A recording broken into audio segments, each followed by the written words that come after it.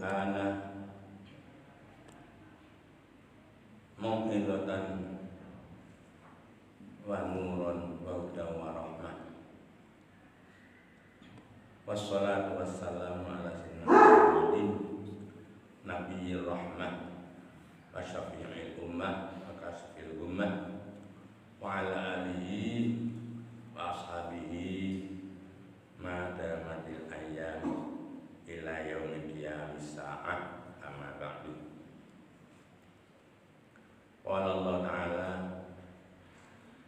ya ayyuhan nasu taqu rabbakum inna zalzalatas sa'ati syai'un 'adzim yauma tarawnaha tadhalu kullu murdi'atin amma arda'at wa tadau kullu dzati hamlin hamlaha wa taron nasa sukara wa ma hum bisukara walakinna adzaballahi syadid. Al-ayat.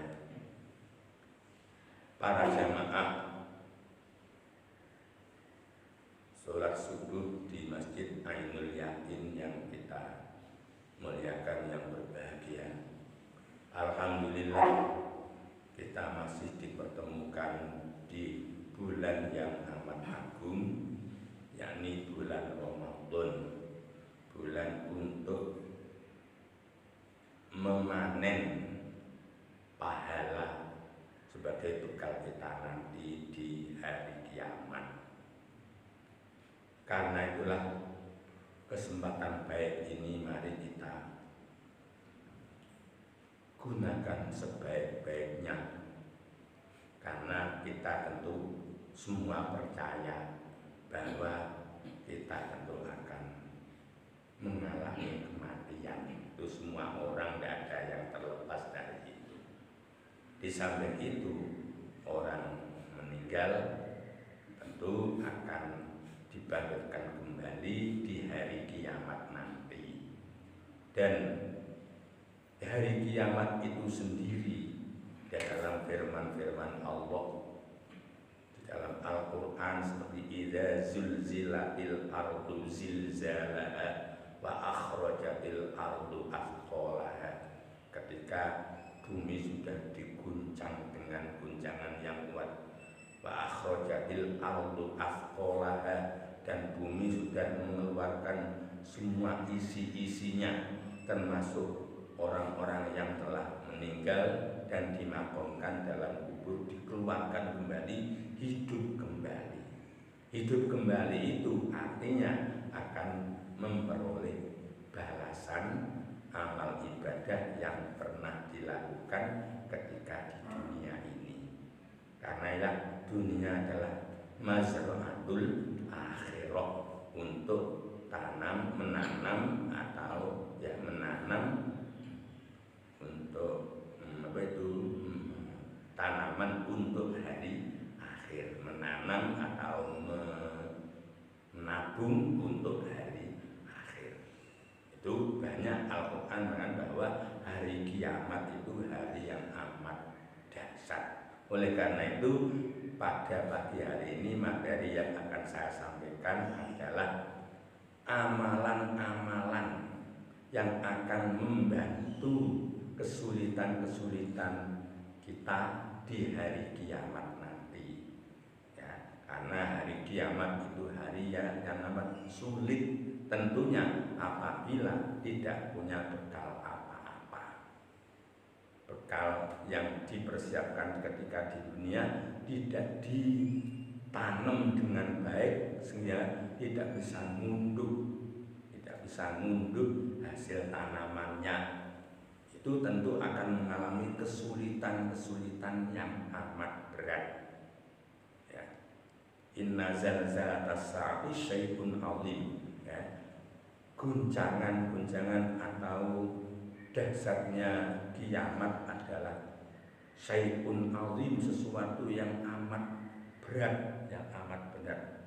Sampai dikatakan yauma tarawna, di saat engkau melihat atau tahu dahsyatnya kiamat, tadhalu kullu murdi'atin amma arda'at, Orang yang tadi menyusui, menyayangi anaknya sudah dibuang gitu saja, saking bingungnya. Watadau kullu dzati hamlin hamlaha. Orang yang tadi hamil, belum saatnya lahir, keluar sendiri, saking bingungnya menghadapi guncangan atau dasarnya beratnya hari kiamat. Tentu hal itu kita butuh pertolongan. Lah, saya akan berbicara tentang amalan-amalan apa saja yang akan memberikan bantuan-bantuan atau bantuan ketika menghadapi kesulitan seperti itu. Ini saya baca sebuah hadis Rasulullah SAW. Jadi saya langsung tidak berbicara tentang puasa. Insya Allah yang lain juga banyak ya. Jadi saya berbicara yang lain dan semoga ini bermanfaat. Karena tentu kita pasti akan butuh hal itu. Rasulullah SAW bersabda, "Man nafasa an mu'minin karbatan min kurabid dunya, nafasallahu anhu karbatan min kurabi yaumil qiyamah." Barang siapa yang memberi pertolongan kepada sesama mukmin atau menghilangkan dari orang mukmin akan kesulitannya, kesusahannya. Jadi siapa saja yang mau membantu kesusahan orang mukmin, ya, min kurabi dunya, dari kesusahan yang terjadi di dunia ini. Orang yang mau membantu seperti itu, nafasallahu anhu karbatan min kurabi yaumil qiyamah. Maka Allah juga akan menghilangkan kesusahan yang terjadi di hari kiamat nanti. Nah, ini perlu saya mencatat. Oh, jadi bantu wongku juga nanti akan jadi jadi pertolongan, jadi bantuan, membantu. Jadi membantu kesusahan orang susah apa saja, susah ekonomi kita bantu, sedang punya hajat susah, tidak ada yang membantu kita bantu dan kita tolong kesusahannya apa saja, termasuk umpama sedang ada salah satu keluarga yang meninggal, kita bantu, kita tolong, kita mandikan, kita kafani, kita sholati, itu termasuk membantu. Dalam hal itulah apa yang kita lakukan seperti itu nanti akan dibalas oleh Allah, akan dibantu kesulitannya nanti di hari kiamat. Ini satu. Kemudian Rasulullah SAW dari hadis yang dikeluarkan Abdurrahman bin Samurah radhiyallahu anhu, kharaja alaina Rasulullah sallallahu alaihi wasallam dzata yaumin. Rasulullah SAW satu hari datang kepada kita, mendatangi kita seperti ini, berada di masjidnya. Wa nahnu fi Masjidil Madinah, kita sedang berkumpul-kumpul di Masjid Madinah. Tiba-tiba Rasulullah datang. Faqala, lantas Rasulullah bersabda, "Inni ra'aitul barihata ajaban." Wahai para sahabatku, aku tadi malam, tadi sore di malam melihat suatu keajaiban, melihat satu keajaiban. Karena Rasulullah memang dipertunjukkan hal yang mungkin, hal yang kita tidak bisa melihat, Rasulullah bisa. Karena memang seorang nabi, seorang rasul mau bercerita, tentu beliaunya sendiri sudah dipertunjukkan lebih dulu, sehingga apa yang diceritakan itu menjadi sangat mantap, menjadi sangat mantap. Seperti Isra dan Mi'raj itu dipertunjukkan segala keajaiban dunia, saja kejadian-kejadian terus dipertunjukkan. Ini juga Rasulullah bercerita, suatu saat tadi sore aku dipertunjukkan keajaiban. Ra'aitu rajulan min ummati ja'ahu malakun liyaqbidha ruhahu. Aku dipertunjukkan seorang umatku, salah satu dari umatku, seorang laki-laki dari umatku didatangi malaikat Israel. Malaikat maut itu malaikat Israel untuk mencabut rohnya.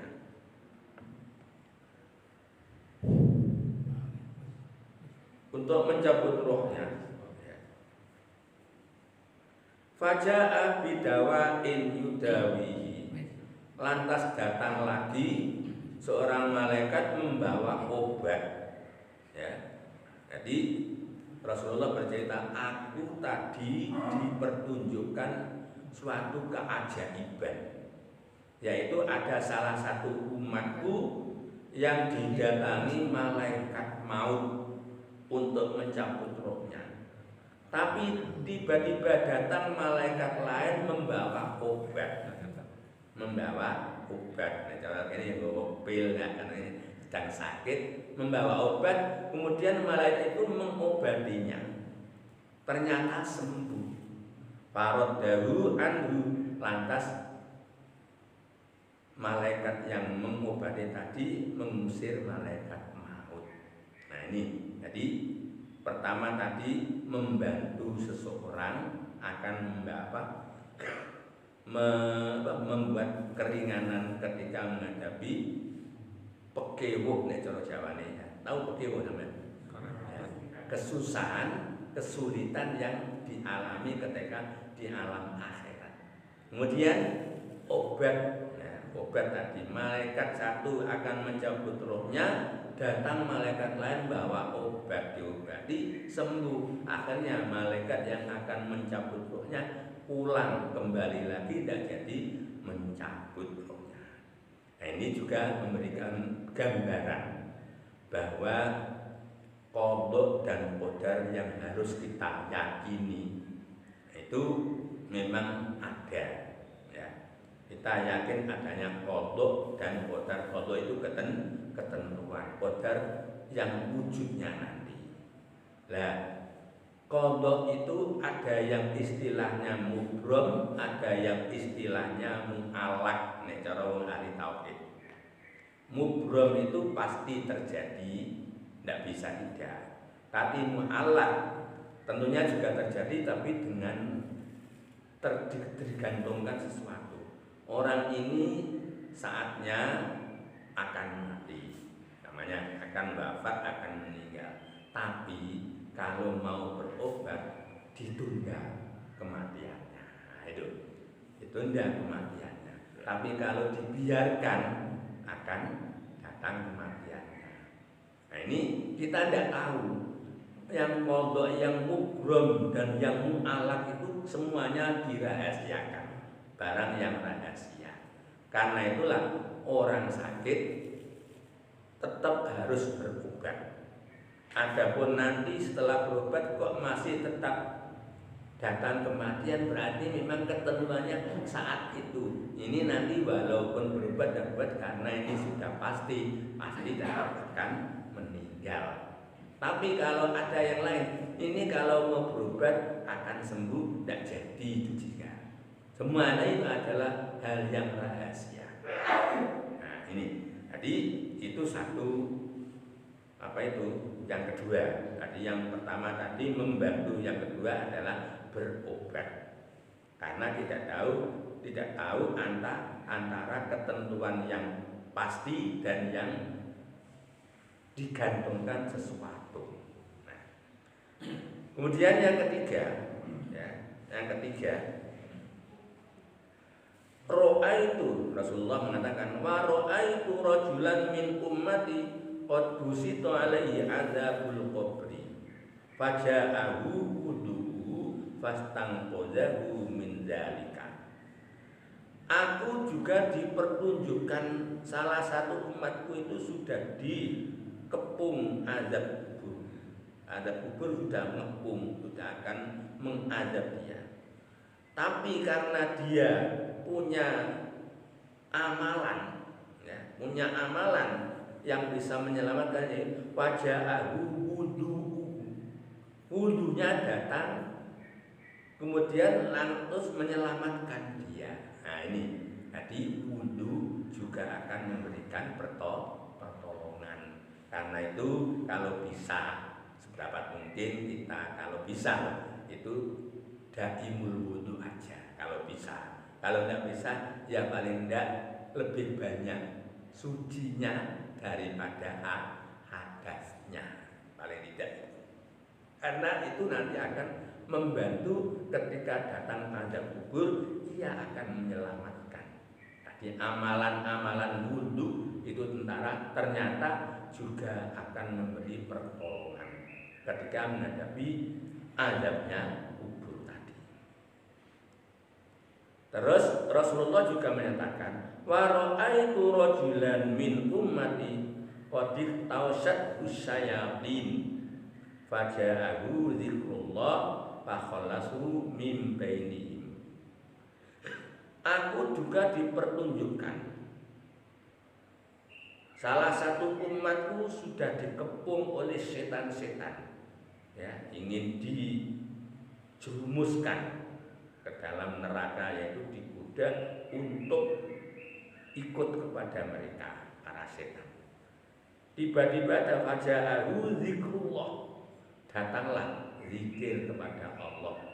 Begitu dia zikir, fakhallasahu min bainihim, lantas dia dibebaskan dari godaan-godaan setan. Nah ini membantu bukan hanya di hari kiamat. Kalau kita ingin selamat dari godaan setan, ingatlah selalu zikir kepada Allah di setiap saat. Mau makan, baca bismillah, itu juga zikir. Mau mengaji, baca bismillah, sehingga hasil ilmunya nanti ilmu yang tidak disesatkan oleh setan. Mau ke pasar untuk jualan, niat yang baik dengan zikir kepada Allah, bismillahirrahmanirrahim, saya mau bekerja untuk mencari nafkah, buat kuatnya meningkatkan amal ibadah, insya Allah selamat dari setan. Jadi zikrullah itu menyelamatkan diri dari godaan setan. Ya. Kemudian wa ra'aitu rajulan min ummati yalhasu aksan. Aku juga dipertunjukkan umatku yang sedang dililit rasa dahaga. Itu ketika di hari kiamat nanti, karena begitu pekewo, dahaga juga terjadi, lapar juga terjadi. Aku diperjuangkan umatku sedang dalam keadaan dahaga, kesana kemari ada telaga atau ada, ya, telaga. Tahu telaga? Apa ini? Apa ini? Bahasa selain telaga apa? Ya, telaga lah. Datang setiap kali datang ke telaga atau tempat airnya, muni'a kullama warada haudun, setiap kali datang ke telaga, muni'a minhu, ia dihadang. Keadaan sangat dahaga, mau ke ambil air untuk minum, dihadang. Kesana kan dihadang, sehingga akhirnya terus dililit rasa dahaga. Siapa yang akan membantu? Nah ini, faja'ahu siyamu, lantas datanglah ibadah puasa yang dilakukan ketika di dunia. Nah ini, jadi puasa akan menyelamatkan kita, fasaqahu wa arwahu. Kemudian puasa itulah yang akan memberi pertolongan dengan memberikan minuman dan menyegarkannya. Nah, jadi puasa itu juga akan menolong orang dalam keadaan semua dahaga. Orang yang ahli puasa akan selamat dari dahaga, akan segar terus karena ditolong oleh ibadah puasanya. Nah, utamanya ya tentu puasa fardu. Fardu ini oleh karena itu khususnya di bulan Ramadan ini kalau bisa bulan Ramadan jangan sampai disia-siakan. Ya, gunakanlah sebaik mungkin untuk meningkatkan amal ibadah, utamanya puasa. Karena di dalam bulan Ramadan itu semua amal ibadah nilainya ditingkatkan atau ditinggikan, di dilipat gandakan sampai 70 kali lipat kalau dibanding dilakukan di luar luar Ramadan. Kalau di luar Ramadan 1 kali puasa nilainya 1, kalau di dalam Ramadan 70 kali lipat. Ini suatu keutamaan bulan Ramadan tadi. Nah, kemudian yang lain sudah ada berapa tadi? Ada yang catat tadi. Ya, ada 4 ya. Ini saya catat dulu yang berapa tadi? Kelima, amal puasa itu kelima. Kemudian yang keenam, wa ra'aitu rajulan min ummati qad ihtawshat malaikatul azab. Aku juga dipertunjukkan salah satu umatku yang dikepung oleh malaikat ahli penyiksa, ahli malaikatul azab. Sudah saatnya ia akan disiksa oleh malaikat azab. Lantas siapa yang menyebut faja'athu sholatuhu? Lantas sholatnya yang datang menghadang malaikat. Jangan, ini orang temanku sejati ya, temanku sejati. Dia tidak pernah meninggalkan ibadat sholat, tidak pernah melupakan diriku di mana saja ia selalu ingat. Tidak bisa sampai menghadap ini karena ini adalah temanku sejati. Nah, itu nanti gitu. Tadi ibadah sholat. Oleh karena itu, kalau sholat jangan hanya yang fardu saja. Karena apa? Mungkin yang fardu itu nanti ada yang cacat, ya, ada yang cacat. Entah ketika Allah Akbar niatnya sudah betul, begitu di tengah-tengah ingat yang lain. Ingat pasarnya, ingat kerjaannya, ingat anaknya, ingat suaminya, semacam-macamnya. Nah, itu supaya ditambah lagi dengan sholat-sholat sunat nanti akan menambah kekurangan-kekurangan. Dan alangkah baiknya sholat sunat diperbanyak. Di samping sholat sunat yang sifatnya adalah apa itu? Qobliyah ba'diyah itu namanya sholat rawatib. Gunakanlah juga sholat sunat yang lain seperti tahajud, duha, atau kalian sekarang puasa ini sholat taraweh, ya, witir dan lain sebagainya, itu diperbanyak karena kemungkinan dan itu tidak bisa terelakkan. Kita sholat itu mungkin tidak bisa 100% lillahi ta'ala madhep, tidak bisa. Pasti di tengah-tengah terjadi ingat apa itu? Ingat urusan duniawi lah. Kalau begitu berarti ingatnya pada Allah mulai tergeser. Nah, ini dah. Nah, supaya nanti bisa sempurna ditambah dengan sholat-sholat yang sunnah tadi. Ya, kalau bisa ya tadi rawatib jangan ditinggalkan, itu lebih bagus. Nah, tambah lagi yang lain. Di mana ada kesempatan, disitulah kita gunakan kalau bisa untuk menambal kekurangannya sholat yang wajib. Karena sholat itu nanti yang akan menghalangi malaikat azab untuk menyiksa dirinya.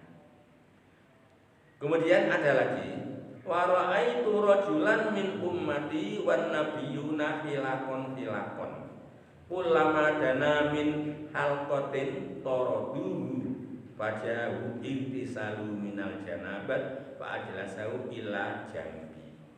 Aku dipertunjukkan umatku, ya, sedangkan para nabi itu berkelompok-kelompok dengan para umatnya. Setiap kali umatku mendatangi kelompoknya nabi sana tolak semua, sehingga seakan-akan dia terkucilkan. Dalam keadaan seperti itulah datang yang namanya mandi janabat. Ya, mandi janabat ternyata juga akan memberikan pertolongan supaya tak terkucilkan. Ayo nak, tak gotong, tak dekatno kepada ternyata malaikat mendudukkan dia bersanding dengan Rasulullah Shallallahu Alaihi Wasallam. Akhirnya dia sudah tidak terpujikan lagi karena sudah bergabung dengan Rasulullah. Karena itulah kalau kita sedang janabah jangan ditunda-tunda, segera mandi. Umpamanya ya, habis berkumpul dengan istri ya, nanti ingin tambah lagi umpamanya, ya mandi dulu ya, mandi dulu, setelah mandi tambah lagi tidak apa-apa, jangan satu kali terus kuai masih jangan gitu ya. Nah tapi ya dan mandi dulu itu nantilah malah lebih menambah gairah ya, lebih menambah gairah. Jadi mandi di samping itu akan beri syafaat juga menambah semangat lagi, menambah semangat lagi ya. Nah kemudian ini yang ke-8 ini, wa ra'aitu rajulan min ummati baina yadayhi zulmatun wa min tahtihi zulmatun wa an shimali zulmatun fa bainama huwa mutahayyirun fiha irja'athu hajjatuhu wa umratuhu fastakhrajahu minal zulmati wa qalahu fintur. Ini yang ke-9. Aku dipertunjukkan umatku di dalam alam akhirat kemarin ya Pak Andi, dalam keadaan di tempat yang amat gelap. Di depannya gelap, di sampingnya gelap, di belakang gelap, semua gelap. Sedangkan ia dalam keadaan kebingungan, gimana ini mau jangka kemana, kok gelap semua. Nah, setelah gelap, akhirnya dia kebingungan. Begitu tengah-tengah kebingungan, datanglah ibadah hajinya, datang ibadah umrohnya, ya. Ada ibadah yang pernah dilakukan yakni haji dan umroh, datang menghadap, Mas, mari. Tidak usah takut, ayo ikut saya. Akhirnya diangkat, diajak ke tempat yang percaya dan dijauhkan dari ketakutan yang mendera dia. Nah itu, ini ibadah haji adalah mengentas diri yang melakukan ya dari tempat yang amat gelap, sehingga tidak ada rasa takut karena sudah terang benderang dan bercahaya. Nah, bagaimana kita yang tidak haji ini, yang belum haji, kan nanti bagaimana gelap akhirnya ada kesulitan ya. Ini bisa kita mengikuti sunnah Rasul ya. Katanya Rasulullah, niyatul mu'mini khairul min amali. Niatnya orang mukmin lebih baik dari amalnya. Sekarang umpama memang belum mampu ya, tidak ada bekal atau kesulitan, niat dulu. Niat dulu. Pokoknya saya niat untuk melakukan ibadah haji, ibadah umroh, saya niat. Kalau memang tidak punya uang, sambil menabung dikit. Kalau sudah niat itu, niat baik dicatat oleh malaikat. Malaikat Raqib dan Atid bukan mencatat amal, dicatat. Ya. Ternyata setelah dicatat belum sampai bisa melakukan, kedahuluan meninggal. Itu catatan amal niat tadi tidak dihapus. Sehingga nanti akan ditambahkan, ini loh hajimu, ini loh umrohmu loh. Kapan aku haji? Dulu sampai niat betul-betul, bukan goro-goroan. Niat betul-betul juga menabung, tapi kedahuluan habis umurnya, atau kedahuluan kesulitan seperti sekarang. Ya seperti sekarang kan ada kemarin yang mau berangkat ternyata tidak jadi, tiba-tiba kedahuluan meninggal. Itu juga sudah dicatat itu. Karena itulah niatlah yang baik, supaya nanti catatannya tidak dihapus dan akan ditunjukkan semuanya itu. Jadi nanti di hari kiamat nanti ada istilahnya toko itu kotak amal yang belum pernah dilakukan.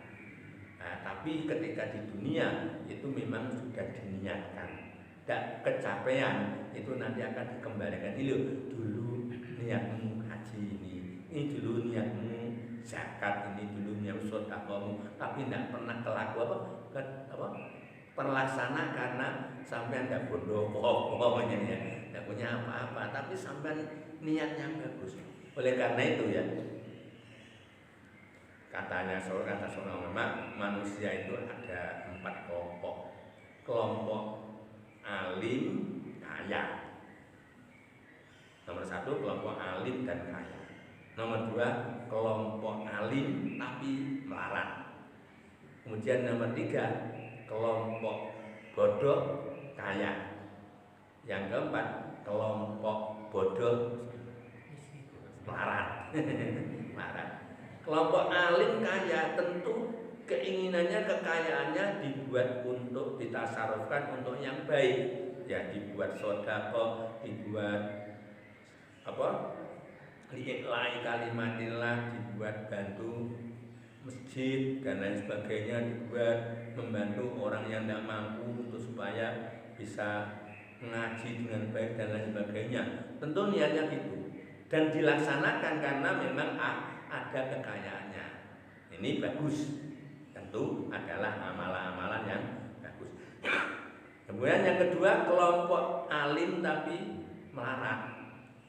Tentunya dia nyoroti itu, waduh kalau Pak Kiai itu enak sugih, amalnya banyak. Saya ini tapi saya tetap ingin, pokoknya saya umpamanya seperti itu, saya akan seperti Pak Kiai itu, saya akan beramal sebanyak mungkin seperti Pak Kiai itu. Dicatat oleh Allah, ini loh amalmu. Loh, kaya enggak kaya, niatmu bagus. Nah, jadi akhirnya juga sama-sama punya catatan amal yang bagus. Nah, kelompok yang ketiga bodoh kaya, senangannya ya berfoya-foya hidupnya, mumpung duit wis tak kayak ini, tapi yang tidak diridhoi oleh Allah dosa.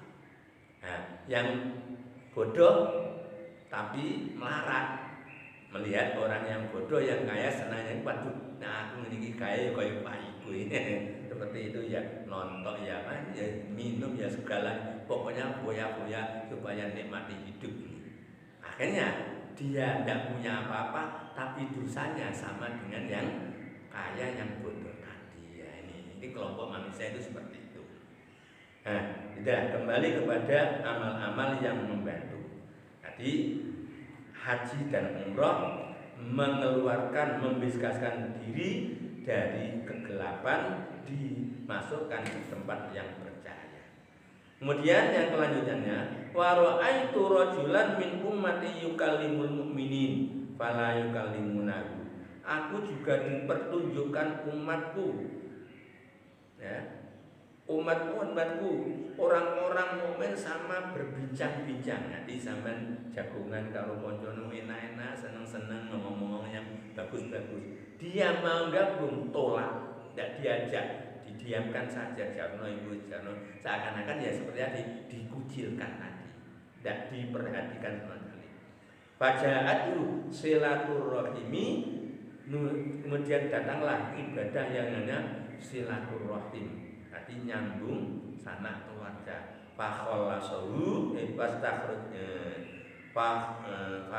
Fakholat ya ma'sal mu'min kalimuhu. Lantas yang namanya silaturahim kan berkata, hei para orang-orang mukmin, ajalah dia bicara, karena itu adalah orang yang ketika dulu di dunia ahli nyambung keluarga. Ajak bicara. Akhirnya diajak berbicara oleh yang lain. Jadi tidak lagi dibiarkan, tidak lagi dikucilkan. Ini tadi silaturahim juga akan membantu di saat-saat kita tidak punya teman. Kemudian wa ra'aitu rajulan min ummati yattaqi wajhan nahari wajhan nari wa sarariha biyadihi an wajhihi. Aku dipertunjukkan umatku, salah satu umatku yang sedang takut panasnya api dan sangatnya, dilindungi dengan tangannya. Jadi panas api itu dilindungi tangannya gini, tapi yang tangannya yang berlindungi ya tetap panas. Oh, tidak kena mukanya ya kena tangannya. Dalam keadaan seperti itu tentunya sangat berat ya, sangat berat dalam menghadapi kesulitan-kesulitan seperti itu. Lantas apa yang membantu?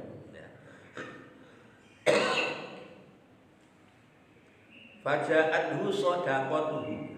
Nah, lantas datanglah sedekahnya yang dilakukan ketika dunia, fasorot satron ala wajhi wa dhillan ala wajhi. Lantas sedekah itulah yang menutupi dirinya dari amukan api dan menaungi dirinya dari amukan api. Nah, ini hadis sedekah itu menyelamatkan dari api neraka. Karena itulah Rasulullah menyatakan ittaqun naro walau bisakti tamrotin. Takutlah kalian akan api neraka sekalipun dengan sedekah hanya satu biji kurma. Walaupun hanya satu biji. Artinya jangan menyepelekan amal ketika sedikit. Memang adanya hanya itu, ya sudah. Walaupun itu tetaplah kita bersedekah. Nah, sekarang ini kita mungkin menghadapi agak kesulitan segala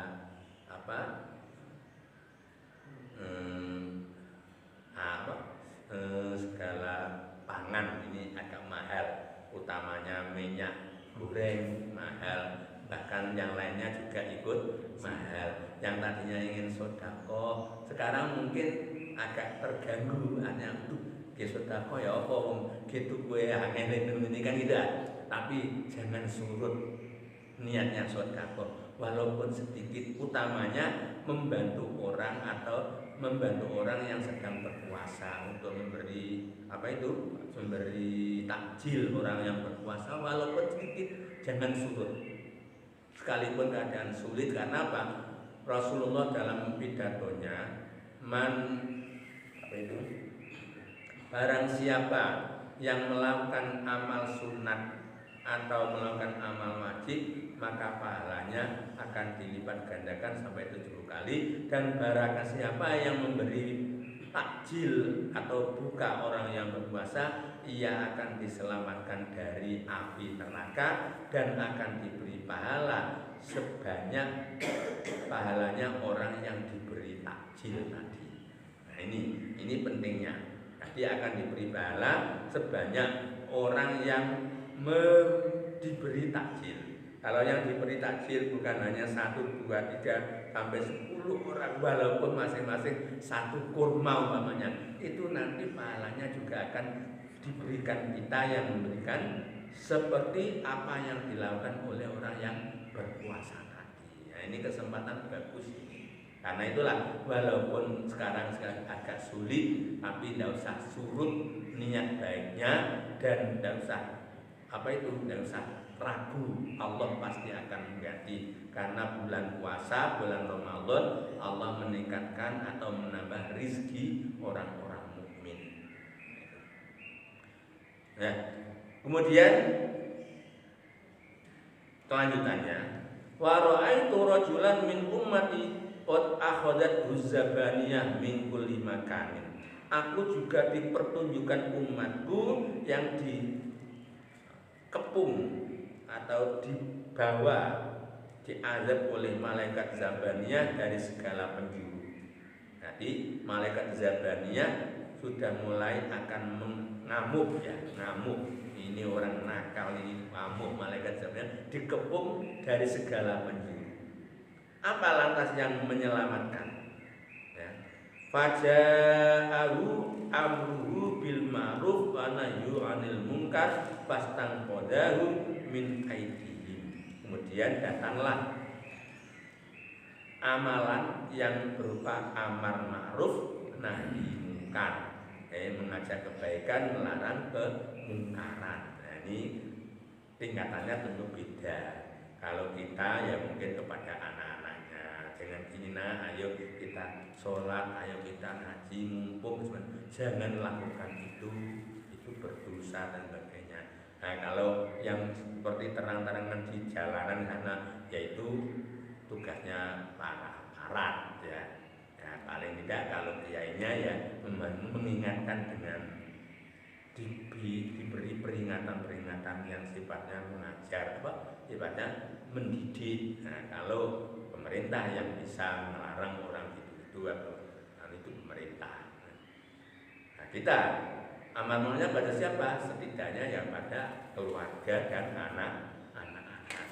Itu juga nanti akan membantu ketika kita sudah dikepung oleh malaikat yang menjadi tugasnya menyiksa orang, ya, datang amar ma'ruf nahi munkar tadi untuk menyelamatkan.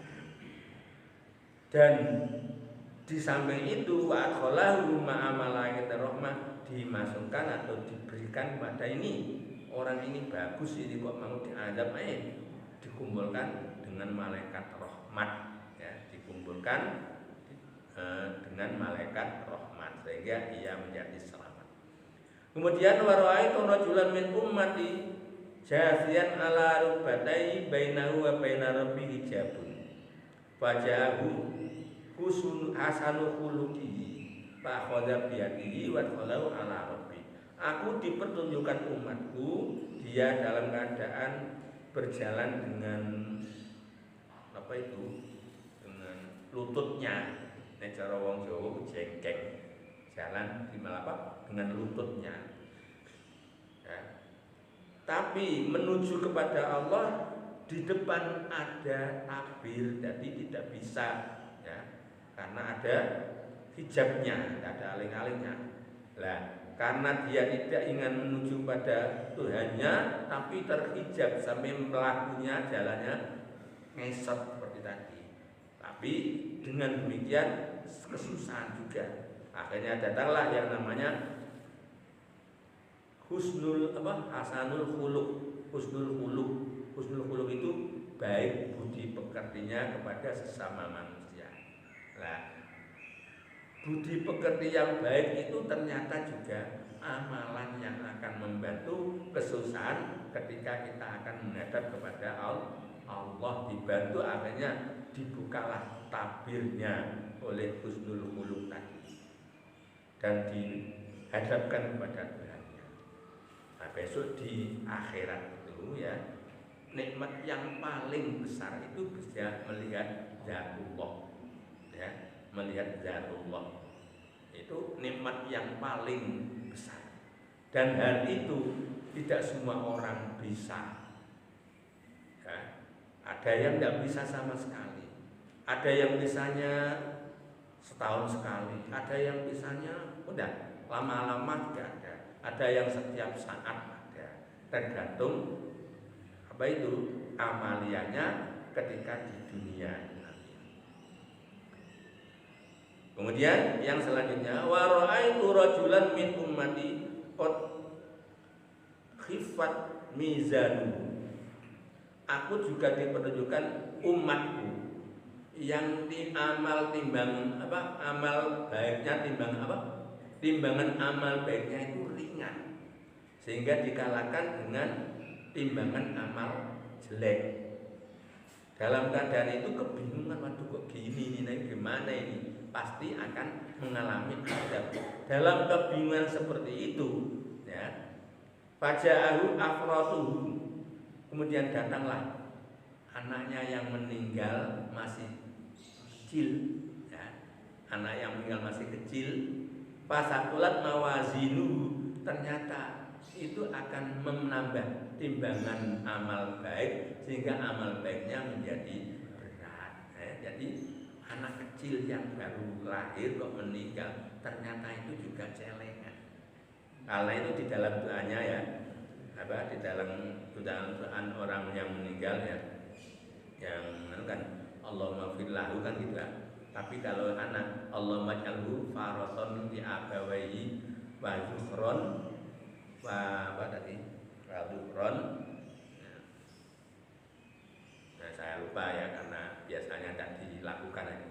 Jadi doanya orang nyolati anak kecil yang baru lahir itu bukan Allahumma fir lahu, karena anak kecil belum punya dosa. Bagaimana? Allahumma ij'alhu faraton li abawayhi, ya Allah wasih apa? Wazukhron wasikolan ala mawazinya, ya Allah jadikanlah anak ini menjadi simpanan kedua orang tuanya, ya, dan jadikanlah sebagai tambahan timbangan amal baik. Nah, itu. Jadi anak kecil yang meninggal ketika nyelati doanya bukan Allahumma ighfir lahu. Ya, tapi karena apa? Kok al-maghfirah tidak punya dosa, belum berdosa, yaitu jadikanlah ia sebagai simpanan dan tabungan kedua orang tuanya, dan jadikanlah sebagai tambahan timbangan amal baik. Nah, tambahan timbangan amal baik, sehingga ketika menghadapi suasana yang seperti tadi, timbangannya amal baik kok ringan, maka akan dikuatkan, ditambah dengan anak yang baru lahir tadi. Kemudian masih banyak lagi ya. Wa ra'aitu rajulan min ummati qa'iman ala safiri jahannam. Aku juga dipertunjukkan umatku yang sedang berdiri di tepi jahanam, akan dimasukkan ke dalam jahanam. Faja'ahu khaufu minallah, kemudian datanglah rasa takutnya kepada Allah, kepada azab Allah ketika di dunia, ya. Fastangqadhahu min dzalika wa ma'dhu. Ya, kemudian ternyata takut akan azab Allah. Buktinya takut apa? Ya, kita tinggalkan perbuatan-perbuatan yang menyebabkan azab. Ya. Jarang istilah orang tasawuf ya, manusia itu harus ada di antara roja dan khauf.